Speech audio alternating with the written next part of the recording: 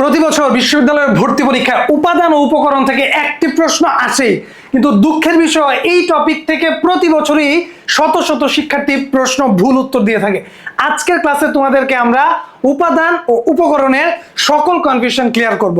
উপাদান এবং উপকরণের প্রশ্নগুলো কেমন হয় আমরা যদি দেখি, শব্দের মূল উপাদান হচ্ছে, বাক্যের মূল উপকরণ হচ্ছে। অপশনগুলোর দিকে যদি একটু তাকাও তুমি দেখবা প্রশ্ন ভিন্ন, কিন্তু অপশন চারটাই কিন্তু সেম, একেবারে বাক্য, ধ্বনি, শব্দ, বর্ণ।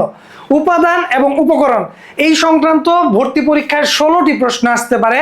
এই 16টি প্রশ্নের উত্তরই তোমাদেরকে শেখাবো আজকের এই ভিডিওতে। এবং এই প্রশ্নগুলোর উত্তর জানতে হলে তোমাকে জাস্ট ছোট্ট একটা ফ্লোচার্ট মনে রাখতে হবে।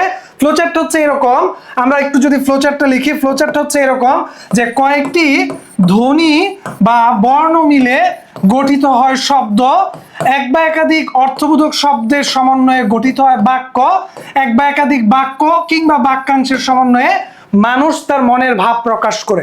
আমি কিন্তু চাইলে তোমাকে ফ্লোচার্টটা মুখস্থ করিয়ে ফেলতে পারতাম, কিন্তু আমি মুখস্থ না করিয়ে তোমাকে আগে বেসিকটা ক্লিয়ার করছি যে কয়েকটি ধ্বনি কিংবা বর্ণের সমন্বয়ে আমরা শব্দ গঠন করি, এবং এক বা একাধিক শব্দের সমন্বয়ে আমরা বাক্য গঠন করি, এবং কয়েকটি বাক্য বা বাক্যাংশের সমন্বয়ে মানুষ তার মনের ভাবটা অন্যের কাছে প্রকাশ করে বা ভাষার মাধ্যমে ফুটিয়ে তোলে। তোমার ইচ্ছে হচ্ছে যে ভাইয়া যদি এই কথাটা একটু উদাহরণ দিয়ে দেখিয়ে দিতেন, চলো আমরা একটা উদাহরণ দিয়ে দেখি। ধরো আমরা এখানে বললাম ল, এটা কি? এটা হচ্ছে একটা বর্ণ। এই লর সাথে আমরা যুক্ত করলাম একটি আকার এবং আরো একটি ল। এই লালটা একটা শব্দ হলো দুইটা বর্ণের সমন্বয়। পরবর্তীতে ধরো আমি বললাম লাল বর্ণ, তার মানে এখানে আমরা দুইটা শব্দের সমন্বয়ে একটা বাক্যের খণ্ডাংশ কিংবা একটা বাক্যের অংশ তৈরি করেছি। এখন ধরো আমি বললাম আমার প্রিয় বর্ণ লাল, আমি বললাম কি আমার প্রিয় বর্ণ লাল। তাহলে দেখো ফাইনালি আমি কিন্তু আমার মনের ভাবটা প্রকাশ করেছি ভাষার মাধ্যমে আমার প্রিয় বর্ণ লাল দিয়ে। তার মানে আমরা যদি একটু ফ্লোচার্টটাকে আবার একটু রিভিউ করি, যে ধ্বনি এবং বর্ণ এটা হচ্ছে ফ্লোচার্টের সবচেয়ে শুরু। আমরা মুখে যেটা বলি সেটা ধ্বনি, এবং সেটাই যখন আমরা খাতায় লিখি তখন হয়ে যায় বর্ণ।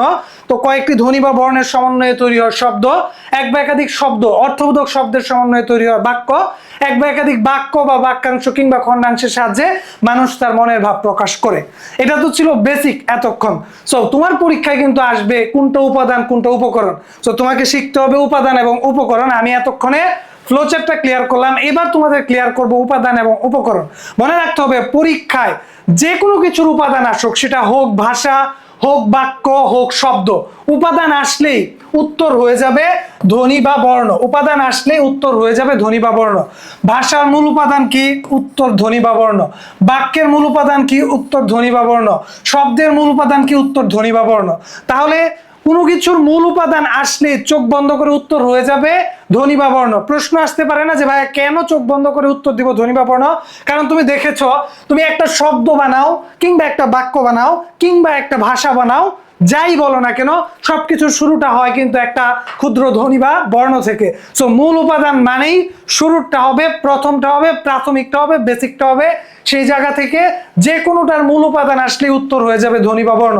পরীক্ষার হলে সবসময় যে মূল উপাদান শব্দটাই থাকবে এরকম না। যদি থাকে ভাষার ক্ষুদ্রতম একক কি? উত্তর ধ্বনি বা বর্ণ। যদি থাকে বাক্যের ক্ষুদ্রতম একক কি? উত্তর ধ্বনি বা বর্ণ।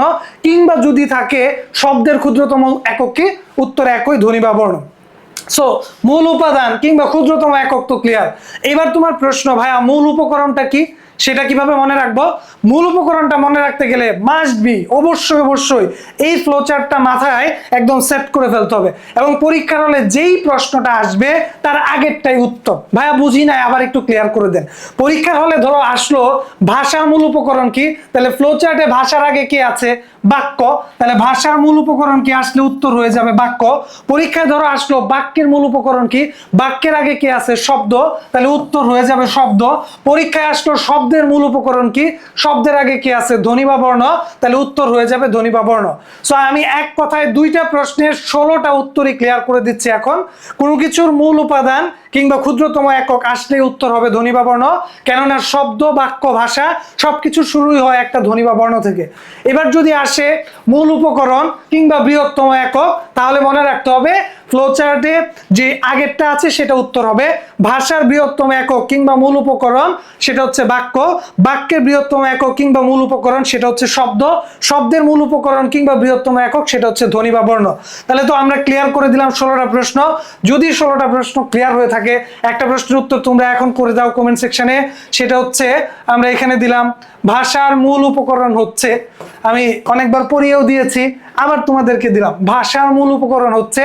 ভাষার মূল উপকরণ কি? 3 দিয়ে তোমার কাছে ক খ গ ঘ কিংবা 1 2 3 4 যেই অপশনটা সঠিক উত্তর মনে হয় ঝটপট কমেন্ট সেকশনে লিখে দাও। এবং তোমাদেরকে আমরা একটু জানিয়ে দিতে চাই, এডমিশন 2026 ব্যাচের জন্য আমাদের এডমিশনের কোর্স শিওর চান্স ব্যাচ প্রতি বছরের মতো এবছরও কিন্তু শুরু হয়ে গিয়েছে। এই বছরের কোর্সের সবচেয়ে বড় চমক হচ্ছে, এই বছরের কোর্সের সবচেয়ে বড় চমক হচ্ছে মাত্র 1490 টাকায় তোমরা বেস্ট সেলার 1300 টাকার সমমূল্যের 4টি বই, ফিজিক্যাল 4টি বই কিন্তু ফ্রি পেয়ে যাবা আমাদের শিওর চান্স ব্যাচে ভর্তি হলে। সো যারা ভর্তি হতে চাচ্ছ এখনই পেজের ইনবক্সে নক করে তোমার আসনটি নিশ্চিত করো, কারণ সিট সংখ্যা মাত্র 300টি, 300 জন শিক্ষার্থী শুধুমাত্র ফ্রি বইগুলো পাবে। সো সবাই ভালো থাকো, সুস্থ থাকো, দেখা হবে পরবর্তী ভিডিওতে। আসসালামু আলাইকুম।